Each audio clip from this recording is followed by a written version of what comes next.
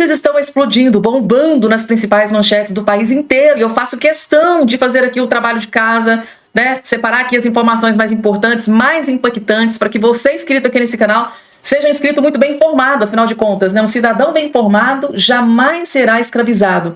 Gente, o vídeo tá lotado de novas informações fresquinhas que acabaram de sair do forno. Não esqueçam, por favor, de se inscrever no canal, ativar o sininho das notificações e compartilhem o vídeo o máximo possível que vocês puderem. E olhem só, logo, a primeira informação do vídeo, vou trazer aqui pra vocês. Vocês lembram aqui dessa jornalista ontem? Ela e o Haddad trocaram farpas na CNN, lembra, gente? Um vídeo que reverberou, explodiu aí nas principais mídias do Brasil inteiro, né? Teve ali acusações, ela cobrando o posicionamento dele. Olha, o que é que vocês vão fazer para salvar a economia do Brasil? Olha, vocês perderam a credibilidade, o povo não acredita mais. Aí o Haddad foi lá, disse que o povo também não acredita nas informações que esses jornalistas passam, e ficou aquela troca de farpas ali, uma vergonha, um ministro se sujeitar a um ridículo, um momento ridículo daquele com um jornalista da CNN, que é de esquerda, passa pano pro Lula, assim, gente, Pix não deve ter caído. Ela tá bastante magoada com o Haddad, gente. Vejam só o que ela fez aqui nesse dia de hoje. Eu quero chamar a atenção, claro, para o papel dele de ministro, né? Quando o ministro, ele mais uma vez, eu fiz várias vezes a pergunta sobre a dívida pública, né? E fui arrumando jeitos de qualquer forma de perguntar para ver se ele conseguia nos sinalizar esse que é hoje o maior problema da economia, de sustentabilidade da economia, né? Por mais que a gente comemore um PIB de 7% em 2 anos, a gente não pode comemorar uma dívida que não tem fim, e que é hoje com a taxa de juros real mais alta do mundo. Então, ele está no papel dele, de ministro da Fazenda, né, de defender aquilo que eles estão fazendo e tal. Agora, o fato de haver ali muita ressalva para a questão da dívida, ele não nos entregou, né, não a nós aqui, mas a audiência em geral, um elemento consistente sobre a forma como o governo e a política econômica vai lidar com a dívida crescente. Porque não sabe ou porque não pode falar? Eu acho que é mais porque não pode. Ele sabe, o ministro sabe a composição não, mas ele sabe o que ele vai poder, ele sabe o que fazer, mas ele sabe o que de fato ele poderia fazer na sua Aí a gente misturou com a política, Débora, porque assim, do rol de medidas que o ministro apresentou para o presidente Lula no ano passado, e que incluía, por exemplo, mexer no salário mínimo do chefe dele, que é o presidente da República, né, que já deu várias demonstrações de que não aceita fazer, mexer da forma como seria importante para fazer. Não vai fazer corte de gastos. Gente, essas jornalistas, elas fazem um malabarismo. Por que já diz logo, o Lula não quer cortar gasto? É simples assim, meu Deus. A garantia de sustentabilidade do arcabouço, ele repetiu algumas vezes, não, eu sei que a gente acha que não é suficiente, mas a gente está pensando, a gente está trabalhando, a gente está no gerúndio de telemarketing, né? Estaremos pensando, estaremos realizando. Estamos o tempo todo, desde o dia 1. Então assim, tudo isso é papel do ministro, mas é também papel do ministro conduzir a expectativa dos agentes econômicos. Seria papel de um ministro, mas um ministro que não entende nada de economia fica difícil. Por isso que você mesmo disse, né, jornalista? Você perdeu a credibilidade, o governo perdeu a credibilidade, o povo não confia mais nas promessas do governo, afinal de contas, né? Prometeram tanto durante a campanha, nada foi cumprido e perdeu-se completamente a credibilidade, esse fracassado desgoverno Lula. Vamos falar sobre Donald Trump, Bolsonaro e Eduardo Bolsonaro. Primeiro, gente, tá? O Bolsonaro falou sobre recuperação da sua elegibilidade para concorrer em 2026. Tá na Folha de São Paulo. Bolsonaro diz esperar que Trump ajude a reverter sua inelegibilidade. Segundo ele, o ex-presidente Bolsonaro disse neste sábado esperar que o presidente dos Estados Unidos, Donald Trump, ajude com sua inelegibilidade no Brasil. Ele, contudo, não detalhou como isso poderia ser feito, tá? Bolsonaro falou com jornalistas no aeroporto de Brasília após deixar Michele Bolsonaro, a primeira-dama, que embarcou para a posse do presidente americano que ocorre na segunda-feira, tá? Em mais de um momento, o Bolsonaro se emocionou ao mencionar que não participaria da posse do presidente nos Estados Unidos. Trump já tem influência no mundo todo da presença dele, tá? Primeiros ministros que estão caindo, Hamas fazendo acordo, o Trudeau já renunciou lá no Canadá, né, gente? Amiguinho do Lula. No México, grandes apreensões foram feitas. Gostaria de apertar a mão dele, tá? Não daria para conversar. Disse, mas com toda certeza, se ele me convidou, ele tem a certeza de que pode colaborar com a democracia no Brasil, afastando inelegibilidades políticas, como essas duas minhas, né, que eu tive aqui. Complementou, tá aqui, o Bolsonaro. Não, eu também não sei, momento ali, né, gente, que ele foi deixar a Michelle Bolsonaro no aeroporto. Tá aqui, gente, bastante abalado mesmo, gente. Mas vamos falar sobre Donald Trump e Alexandre de Moraes, que é o principal tema aqui do nosso vídeo, gente. Vamos falar? Está na Folha de São Paulo. Moraes quer esmagar a oposição e tem chance real de perder visto nos Estados Unidos, diz Eduardo Bolsonaro, gente. Gente, se tem uma pessoa no mundo que tem propriedade para dizer o que está dizendo, é o Eduardo Bolsonaro, porque o Eduardo Bolsonaro, ele tem acesso direto com o filho do Donald Trump, o Donald Trump Jr. Então, eles estão sempre ali em contato, devem ter suas conversas aí nos bastidores.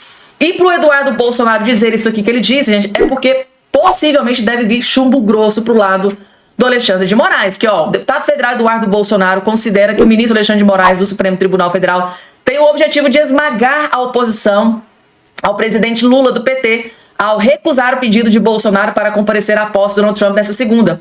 Eduardo, que já está nos Estados Unidos para a cerimônia, diz ver chances reais de Moraes ter o seu visto cassado e cita projeto em discussão no Congresso americano com esse fim. O deputado tem uma agenda agitada em Washington e a previsão de participar de eventos muito reservados que fazem parte da posse de Trump, inclusive de jantares com a presença do republicano e de membros do futuro governo. Ele está acompanhado da esposa e de Michelle Bolsonaro, ex-primeira-dama, que chegará aos Estados Unidos neste sábado, dia 18. Né? Como você ouviu a recusa... A Folha de São Paulo fez aqui a entrevista, mas o ponto mais importante foi esse, gente. Tá? Ele disse, tá? Já que o Alexandre de Moraes está se colocando nesse papel de querer esmagar a oposição ao Lula da Silva, ele disse que, em se tratando de Donald Trump, gente, porque existe uma celeuma de que se o Donald Trump, depois de uma recusa, né, ele faz um pedido, né, e esse pedido é negado, se ele levar essa recusa pro lado pessoal, gente, tá aí, ele pode agir de forma esmagadora, gente, vocês não fazem ideia, isso aqui ele tem uma fama gigantesca nessa questão, tá, ele não gosta de receber não, principalmente quando ele vê que aquela recusa foi uma injustiça sem precedente, que foi o que aconteceu com o Bolsonaro, né, gente? Então, tá aí a informação, gente, tá? Será mesmo, gente, que o Donald Trump, o homem mais poderoso do mundo, vai peitar o ministro Alexandre de Moraes e dar o seu recado? Visto cassado, visto cancelado. Imaginem só como esta notícia soaria nas manchetes no mundo inteiro. O ministro do STF do Brasil tem visto cancelado pelo presidente dos Estados Unidos, Donald Trump. Imaginem essa manchete, imaginem como iria reagir o Alexandre de Moraes e os outros ministros ali dentro do STF. Só não esqueçam, por favor, de se inscrever no canal, ativar o sininho das notificações e compartilhar o vídeo o máximo possível que vocês puderem. E se vocês puderem deixar o like, gente, deixar o joinha, vou ficar muito feliz porque dá uma força tremenda aqui pro nosso trabalho, tá? E ó, agradecer a sua presença, né? Já ia esquecendo, gente, tá? Agradecer aqui a sua presença, a sua audiência, você que tá sempre passando por aqui, prestigiando aqui o nosso canal. Vamos lá, gente, tá? Deixa eu trazer aqui pra vocês, gente, tá? O melhor comentário que você vai ver nesse dia de hoje, gente, tá? O Alexandre Garcia deu a sua análise sobre a ida de Michelle Bolsonaro à posse de Donald Trump após proibição da presença de Jair Bolsonaro no evento. Seu comentário, rico em nuances e repleto de camadas interpretativas, reflete a profundidade de sua experiência. E segundo o Alexandre Garcia, gente, tá? A situação não vai ficar nada boa para o Alexandre de Moraes depois dessa decisão que ele acabou de tomar de negar a ida do Bolsonaro à posse de Donald Trump. Vocês vão entender, gente, um homem experiente, são mais de 50 anos de jornalismo, de política, fala com toda a propriedade, ele sabe do que está prestes a acontecer. Vejam só.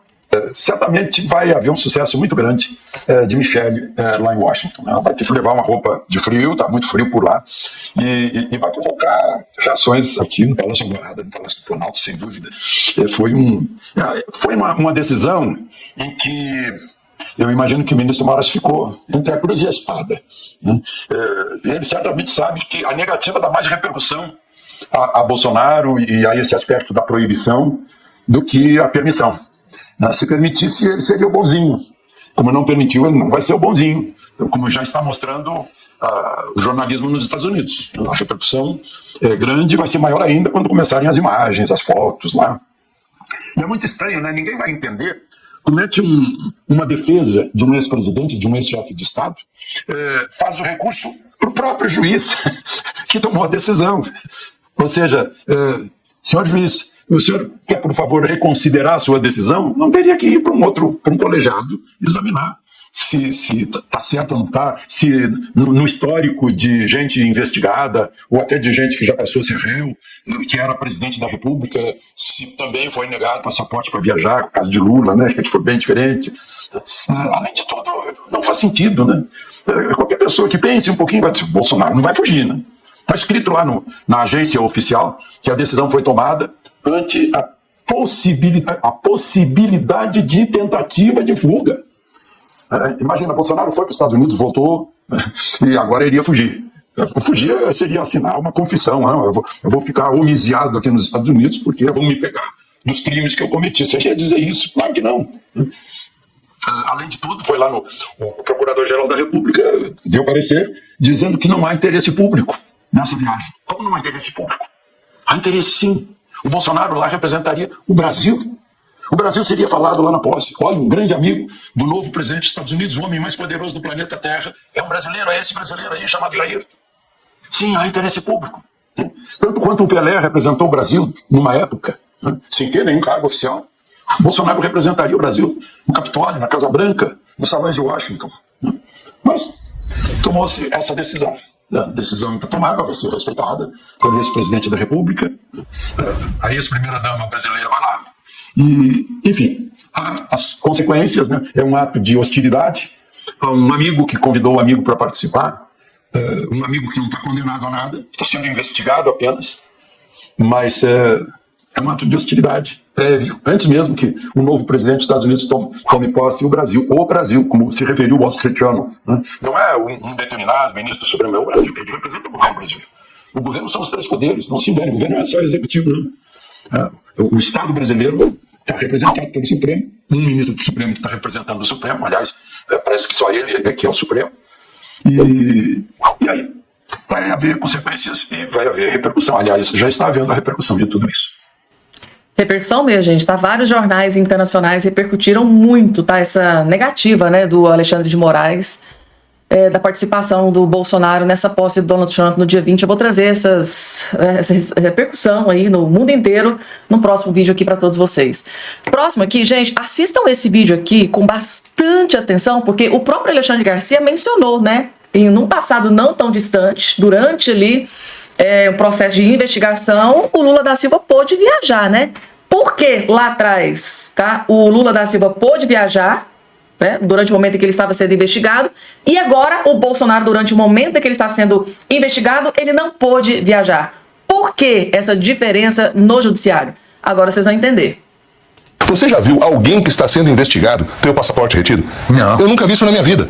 Eu não conheço uma outra situação dessa forma. Porque o presidente Lula viajou para o exterior várias vezes, condenado em segundo grau. Veja que o presidente Lula recebeu uma sentença de primeiro grau, não foi preso, óbvio, existiu recurso. Foi condenado em segundo grau, e quando condenado em segundo grau, com a pena majorada, a pena foi aumentada pelo TRF da 4ª Região, só fazendo uma lembrança, ele viajava para o exterior.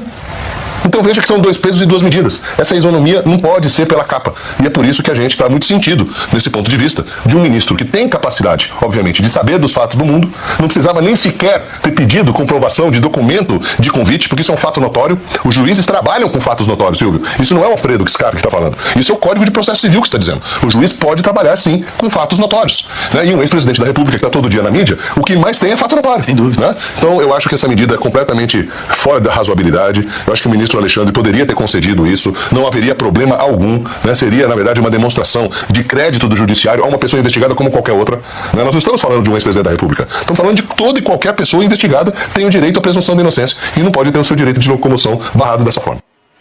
Belíssimo comentário, gente. Eu acho interessante, ele disse algo aqui bastante interessante. Se o Alexandre de Moraes realmente tivesse interesse, se fosse da vontade dele, o seu gabinete, aquele gabinete, né, que foi tão falado pela Folha de São Paulo, né, Glenn Greenwald, né, então o gabinete do Alexandre de Moraes, se quisesse, né, poderia ter entrado em contato, né, com a equipe, né, do Donald Trump, afinal de contas, né, o Alexandre de Moraes poderia ter entrado com o seu gabinete ali, né, os seus assessores, falado, olha, gente, entre em contato lá com a equipe responsável pelo convite, né, a equipe do Donald Trump, e veja se realmente o Bolsonaro foi convidado, né, provavelmente, né, os assessores do Moraes iriam dizer, mas como assim? Não tem como saber, ter essa informação. Eu não sei de moral. Alguém poderia dizer assim, use a criatividade. Use a criatividade, corra atrás da informação, se realmente o Bolsonaro foi ou não convidado, se ele recebeu ou não o convite. Mas como não era de interesse do Alexandre de Moraes, isso não deve ter ocorrido. Facilmente ele teria a resposta se Bolsonaro recebeu ou não o convite. O Wall Street Journal, um dos jornais mais renomados do mundo, antes de divulgar aquela matéria no dia de ontem, entrou em contato com a equipe, né,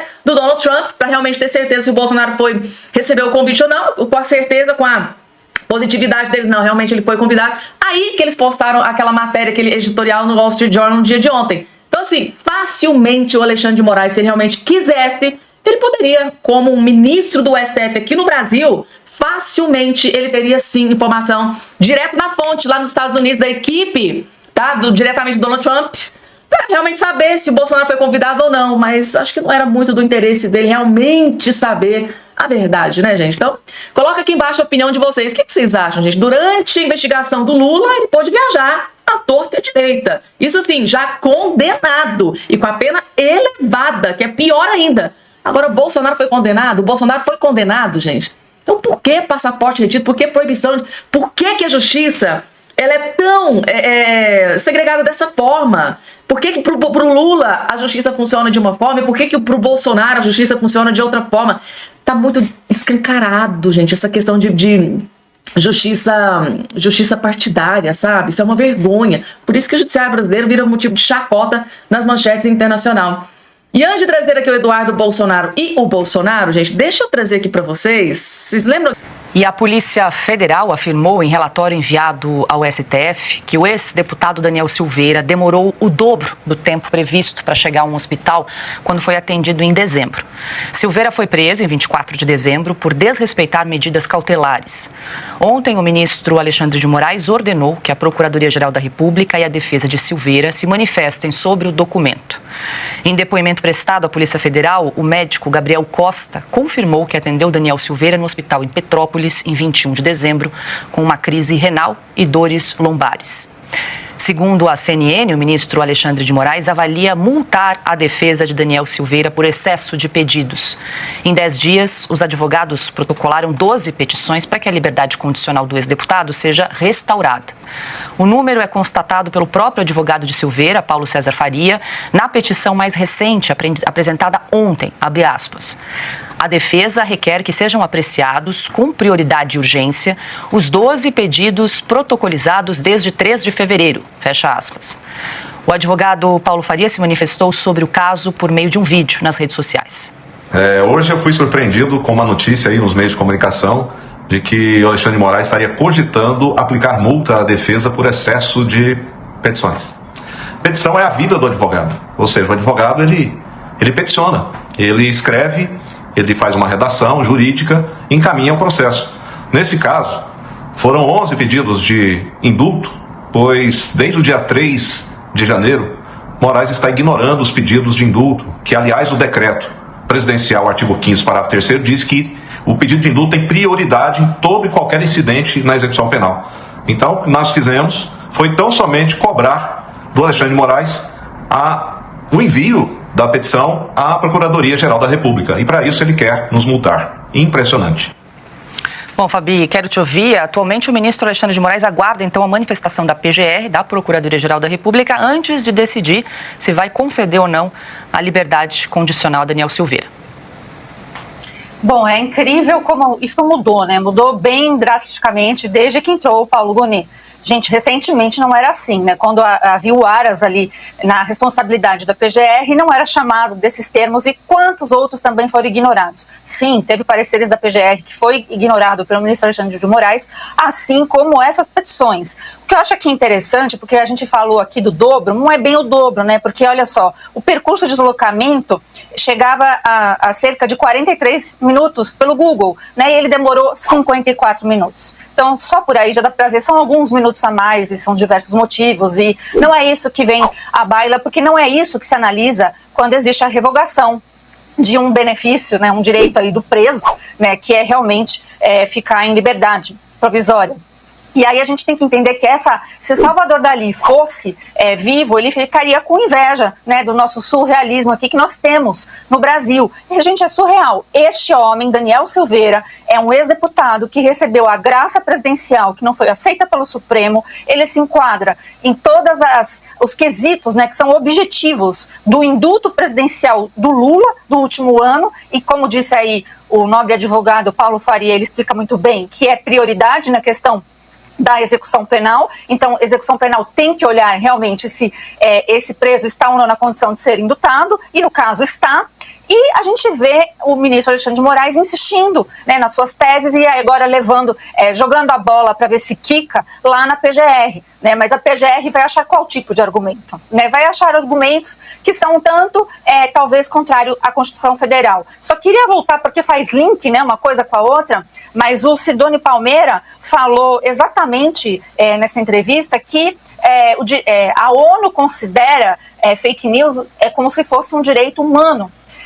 Tudo bem, até assim a gente poderia até levar em certa consideração, desde que os verdadeiros direitos humanos no Brasil estivessem sendo respeitados. E aqui eu até dei uma elencada, né? Direito de petição. Isso faz parte, né, das garantias fundamentais e direitos individuais, devido do processo legal. Todo mundo sabe que nestes processos não há o exercício do devido processo legal, nem mesmo a defesa tem voz. E presunção de inocência. Então, até para a revogação desse benefício, Daniel Silveira, foi caracterizada uma fé e não a presunção de inocência. Então, estamos vivendo, né, nesse Estado democrático de dinheiro mesmo, onde não temos esperança a não ser repetir todos os dias as arbitrariedades que o judiciário e seus cúmplices estão cometendo.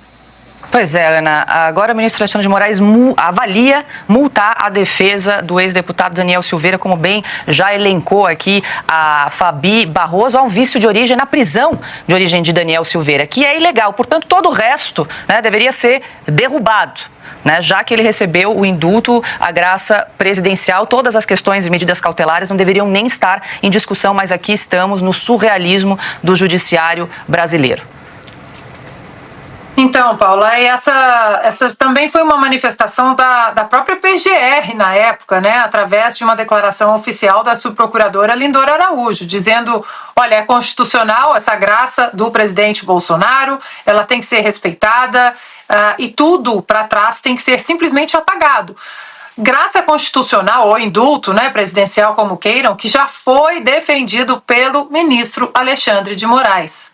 Então, a Fabi usou, né, uma analogia muito perfeita, né, Salvador Dalí e o surrealismo.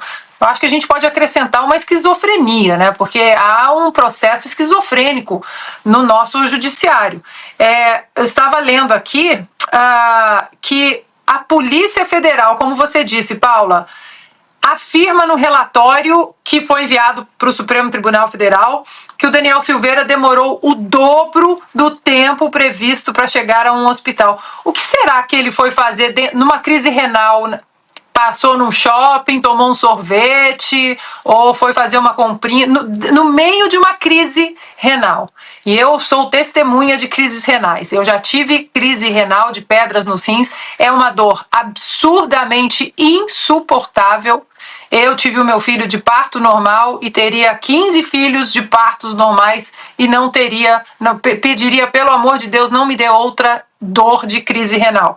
E o que ele fez? O que a Polícia Federal quer com esse relatório? Que ele foi passear, que ele passou na casa dos amigos, tomou uma cervejinha. É para isso que nós estamos pagando a nossa outrora gloriosa Polícia Federal. Há tantos agentes sérios ainda na Polícia Federal que eles tinham que dar um basta nisso. Porque hoje parece, né, a sensação é que a Polícia Federal hoje é uma polícia do Xandão, né, Silvio? Agora a gente pode falar Xandão, já que o presidente fala, os atores falam, é o Xandão, não é mais o ministro Alexandre de Moraes, é o Xandão. Parece que é a polícia do Xandão, do Flávio Dino, do Lewandowski, porque você parar e pensar que um agente da Polícia Federal sentou para escrever um relatório e disse, olha, o tempo era de 30 minutos, ele gastou 50. Tem alguma coisa errada aí. Onde ele foi?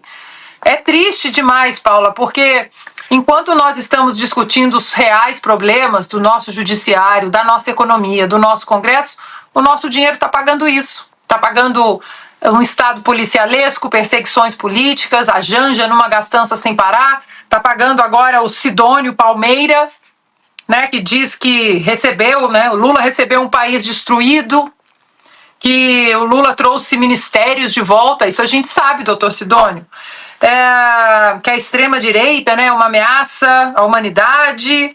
Ou seja, será que nós podemos colocar notas da comunidade nessa entrevista do Sidônio? Porque vai ser difícil a gente engolir o nosso dinheiro pagando esse tipo de servidor que vai servir o país com mentiras e alimentar exatamente esse estado aqui de perseguição dessa notícia em relação ao ex-deputado Daniel Silveira. Espero que vocês tenham gostado do vídeo, mais uma vez feito, preparado com muito amor e carinho. Até o nosso próximo encontro.